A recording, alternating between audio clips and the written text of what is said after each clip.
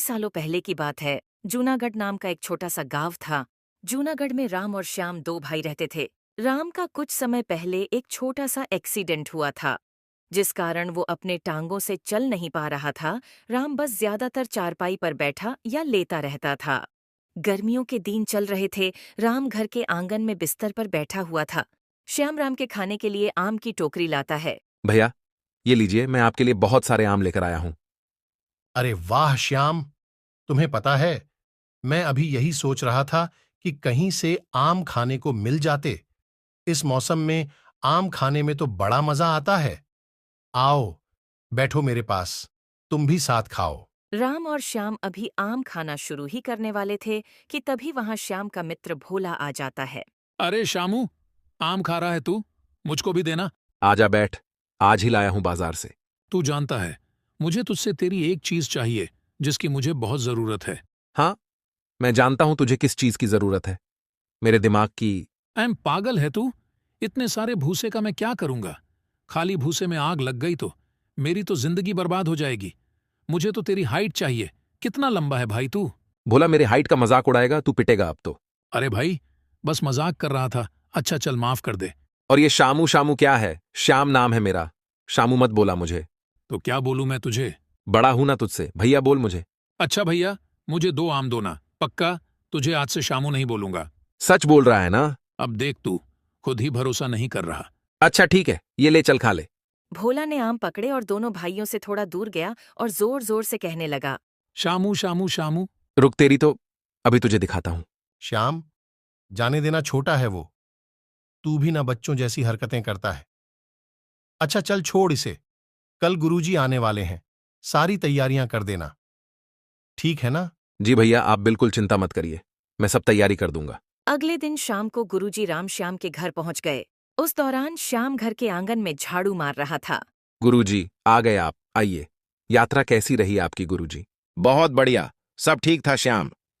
और क्या बात है, राम नहीं दिख रहा? गुरुजी भैया अंदर है, आप भी अंदर चलिए। अरे राम, कैसे हो बेटा? मैं ठीक हूं गुरुजी। तू तो बड़ा मोटा हो गया है राम। हाँ गुरुजी, जब से एक्सीडेंट हुआ है तब से इधर उधर जा नहीं पाता हूं। अब क्या करूं? राम बेटा, हर बीमारी की जड़ है मोटापा। ये ना खुद के लिए अच्छा है ना दूसरों के लिए। दूसरों के लिए? मैं कुछ समझा नहीं गुरुजी। बेटा, जिस दिन भगवान का बुलावा आएगा उस दिन तो खुद की टांगों पर जा नहीं पाओगे। अब भला क्यों दूसरों की टांगों को तोड़वाना? गुरुजी राम श्याम से बातें कर ही रहे थे कि तभी बाहर से आवाज आई। श्याम, ओ श्याम, घर पे हो या नहीं? शीतल दीदी की आवाज सुनकर श्याम बाहर आता है। श्याम, ये ले, खीर प्रसाद है, सब लोग मिलकर खा लेना। वाह दीदी, सही समय पर आई हो। आज हमारे घर में गुरुजी आए हैं। गुरुजी? कौन गुरुजी? वो हमारे माँ बाप की तरह है दीदी। उन्होंने हमें पाला है। वो बहुत ही ज्ञानी पुरुष हैं। वो हर किसी की मदद करते हैं। उनके पास हर मुसीबत का हल होता है। उन्हें भी खिलाना खीर, ठीक है? और सुन, मुझे भी मिलना है उनसे, मिलवा देगा? क्यों नहीं दीदी, आप कल आना। आज वो थक गए हैं, बहुत दूर से आए ना, इसलिए। चल ठीक है, मैं कल आती हूँ शाम को। ठीक है दीदी। शीतल जब अपने घर की तरफ जा रही थीं, तभी उसे उसकी पड़ोसी लीला दिखी। कहाँ से आ रही हो शीतल? अरे कहीं नहीं दीदी, बस श्याम के घर प्रसाद देने गई थी। थोड़ा आपके घर भी भिजवा दिया है, खा लेना। अरे शीतल, मेरी सास ने छोड़ा होगा तब खाऊंगी ना। दीदी, क्या आपको पता है, श्याम भैया के घर उनके कोई गुरुजी आए हैं। श्याम तो उनकी बहुत तारीफ कर रहा था। उन्होंने ही इन दोनों को पाला है। क्या आप कल चलोगी उनसे मिलने? ठीक है, सुन जब जाएगी ना मुझे आवाज दे देना, मैं भी आ जाऊंगी। ठीक है दीदी, अब मैं चलती हूँ। शीतल और लीला दोनों अपने अपने घर चली जाती हैं। इस तरह दिन ढल जाता है और रात के वक्त गुरुजी और राम खाना खाने के लिए बैठते हैं और श्याम दोनों के लिए खाना परोसता है। वाह शामू, तू तो बहुत बढ़िया खाना बनाना सीख गया है। धन्यवाद गुरुजी। आ श्याम, तू भी बैठ जा खाना खाने। तीनों मिलकर खाना खाते हैं। गुरुजी, आप यहाँ सो जाइए। अगले दिन सुबह सुबह लीला दीदी, ओ लीला दीदी, चलो। हाँ शीतल, आई बस 2 मिनट रुकना। और कितनी देर करोगी दीदी? चलो जल्दी। तुमको तो पता है ना घर का कितना काम होता है। हाँ वो तो है, चलो अब जल्दी। शीतल और लीला दोनों श्याम के घर पहुंच जाते हैं। श्याम, अरे ओ श्याम। आया दीदी। देख श्याम, मैं लीला दीदी को भी लाई हूँ अपने साथ। दीदी आइए ना, अंदर आइए। गुरुजी, ये आपसे मिलने आए हैं। ये हमारे पड़ोस में ही रहती है। आओ बेटी, क्या बात है? प्रणाम गुरुजी, मेरा नाम शीतल है। श्याम ने मुझे बताया कि आप लोगों की परेशानियों को सुलझाते हैं। मेरे पति हर शाम शराब पीकर आते हैं। इस वजह से हमारी लड़ाई भी होती है। वो कहते हैं, मैं छोड़ना तो चाहता हूं पर छूट नहीं पा रही है। आप ही बताइए ना कि ऐसा क्या करूं जिससे वो ये आदत छोड़ दें। तुम्हारा पति खाना कितने बजे खाता है दोपहर में? 2 बजे गुरुजी। अब उसे 2 डब्बे खाने को देना। एक वो 2 बजे खाएगा और दूसरा तब जब उसका काम खत्म हो जाएगा, उससे थोड़ी देर पहले। उस डिब्बे में तुम मिठाइयां, फल डाल देना और ऊपर से ये छिड़क देना, ठीक है? जी गुरुजी। गुरुजी, मेरा नाम लीला है। मेरी सास ने मेरा जीना हराम करके रखा हुआ है। वो कभी सीधे मुंह बात ही नहीं करती। मैं तो दुखी हो गई हूं इस रोज रोज के तमाशे से। ये लो बेटी, इसे अपनी सास के खाने में डाल देना। तुम्हें कल सुबह से ही असर दिखना शुरू हो जाएगा। धन्यवाद गुरुजी, अब मैं चलती हूँ। गुरुजी, मैं भी चलती हूँ। क्या गुरुजी सच में वो ठीक हो जाएंगे? क्यों नहीं, तुम खुद ही देख लेना। क्यों राम? श्याम की तरफ देख गुरुजी और राम दोनों मुस्कुराने लगे। अगले दिन शीतल के घर पर सुनिए जी, ये लीजिए आपका खाने का डिब्बा। आज 2 डिब्बे क्यों? मैं गुरुजी से मिली थी कल। उन्होंने कहा, इससे आप ठीक हो जाएंगे। आप ये बड़ा वाला दोपहर में खा लेना और छोटा वाला काम खत्म होने से थोड़ी देर पहले। अरे तुम भी ना शीतल, चलो अब तुम कहती हो तो खा लूंगा। काम पर जाने के बाद रमेश ने वैसा ही किया। पहले दोपहर में बड़ा वाला डिब्बा खत्म किया और शाम को दूसरा वाला डिब्बा। काम खत्म होने के बाद वह सीधा घर चला आया। आज आप इतनी जल्दी आ गए? रमेश को इतना जल्दी घर पर देख शीतल अपने मन ही मन में सोचती हूँ, आज तो इन्होंने शराब भी नहीं पी है। लगता है गुरुजी का टोटका काम कर गया। अच्छा सुनो, खाना लगा दो। रुकिए, मैं कुछ बना देती हूँ। ठीक है। शीतल खाना बनाने में लग गई। जैसे ही वो रमेश के पास गई, उसने देखा रमेश सोया हुआ है। लगता है काफी थक गए हैं, इन्हें सोने देती हूँ। उसी दिन लीला के घर पर सुन बहू, इधर आइयो, जरा वो सामान देना मुझे। बाबा के दिए चूरन को खाने के बाद लीला की सास उससे बहुत प्यार से बात करने लगी थी। इसी तरह कुछ दिन बीत जाते हैं। शीतल लीला से मिलने उसके घर जाती है। ओ लीला दीदी, सुनती हो? हाँ हाँ शीतल, आ रही हूँ, बस कुछ देर रुकना। तुमको पता है दीदी, कमाल ही हो गया। इन्होंने कुछ दिनों से न शराब पी है न मुझसे लड़ाई की। हाँ शीतल, मेरी भी सास मुझसे प्यार से बात कर रही है। पहले तो सीधे मुंह बात तक नहीं करती थी, पर अब तो पूरी बदल गई है। धीरे धीरे ये बातें पूरे गांव में फैल गईं और एक दिन उस गांव की ठकुराइन गुरुजी से मिलने उनके पास गई। ठकुराइन जी, आप यहाँ कैसे? सब ठीक तो है? मुझे गुरुजी के बारे में पता चला और ये भी कि कैसे उन्होंने लोगों की दिक्कतों को ठीक किया, इसलिए मेरे मन में भी उनसे मिलने की इच्छा जाग गई। कहाँ हैं गुरुजी? उन्हें बुलाइए। रुकिए ठकुराइन, बुलाता हूँ उन्हें। क्या हुआ बेटी? बाबा जी, क्या आप मेरी समस्या सुलझा देंगे? क्यों नहीं बेटी, क्या बात है? बाबा, मेरे पति जब देखो काम करते रहते हैं, घर में रुकते तक नहीं हैं। बस आते हैं, खाते हैं और सो जाते हैं।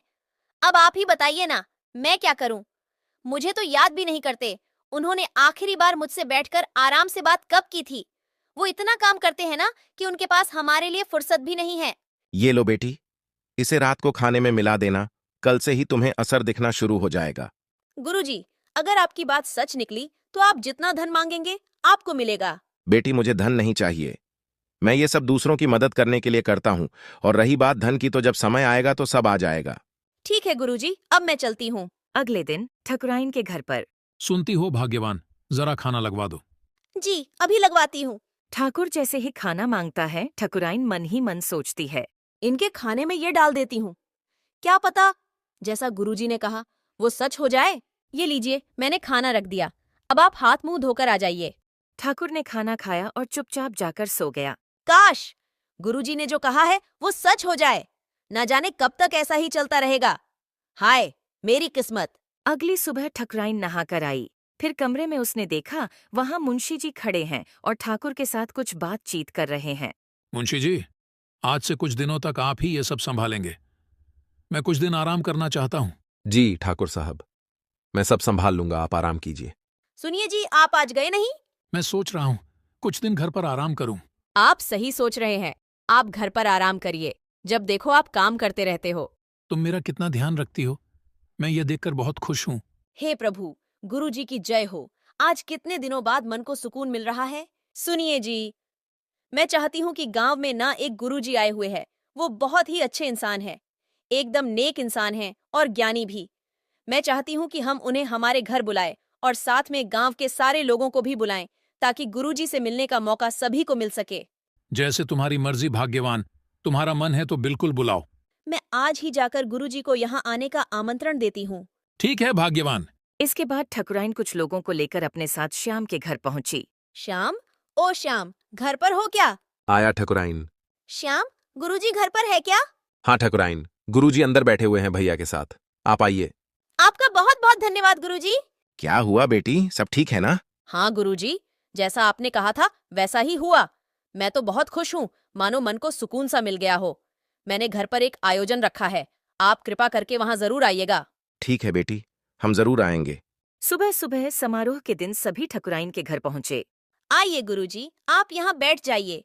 आपको कुछ भी चाहिए हो उन्हें बता दीजिएगा, ये हर वक्त आपकी सेवा में रहेंगे। ये क्या बेटी, प्रसाद खुला क्यों छोड़ा है? ये लो, इस कपड़े से ढक दो। ऐसे नहीं छोड़ते खाने को। जी गुरुजी। इसके बाद गुरुजी ने काफी लोगों की मुसीबतों को सुना और उन्हें उपाय भी बताए। इसके बाद गुरुजी ने सब जगह गंगा जल छिड़का और सबको प्रसाद बांट दिया। सब ने प्रसाद खाया और अपने अपने घर चले गए। उसी शाम को एक बांसुरी की आवाज पूरे गांव में फैल गई। भोला की छोटी बकरी उस आवाज की तरफ चलने लगी। भोला ने जब यह देखा तो वो उसके पास गया और उसे रुकाने की कोशिश की, पर बकरी नहीं रुकी। भोला ने उसे रोकने की बहुत कोशिश की, लेकिन बकरी के ऊपर उसका कोई असर नहीं हुआ। भोला ने मन ही मन सोचा, पता लगाना पड़ेगा कि ये सब क्या चल रहा है। भोला भी आवाज का पीछा करने लगा। भोला ने देखा कि एक मैदान में सारे लोग बेसुध होकर अपने घर का कीमती सामान लिए एक पेड़ के पास खड़े थे। भोला ने देखा कि एक व्यक्ति जिसका मुंह ढका हुआ था उन सब के बीच खड़ा था। उसको देख भोला ने जोर से चिल्लाया, छोड़ दो इन सबको, तुम इनके साथ ये सब क्यों कर रहे हो? अच्छा, ये रह गया था, सब मिलकर पकड़ो इसे भी। जैसे ही वो लोग भोला की तरफ आए, भोला के पास कुछ घंटियां पड़ी थीं। भोला ने तुरंत घंटियां बजाई और अचानक सभी लोग होश में आ गए। ये सब क्या हो रहा है? हम सब यहाँ कैसे आ गए? पिताजी, ये आदमी चोर है, इसे आप सब तुरंत पकड़ लो। सब ने उस व्यक्ति को घेर लिया और भोला के पिताजी ने उस चोर के मुंह से कपड़ा हटाया। राम, तुम खड़े हो सकते हो?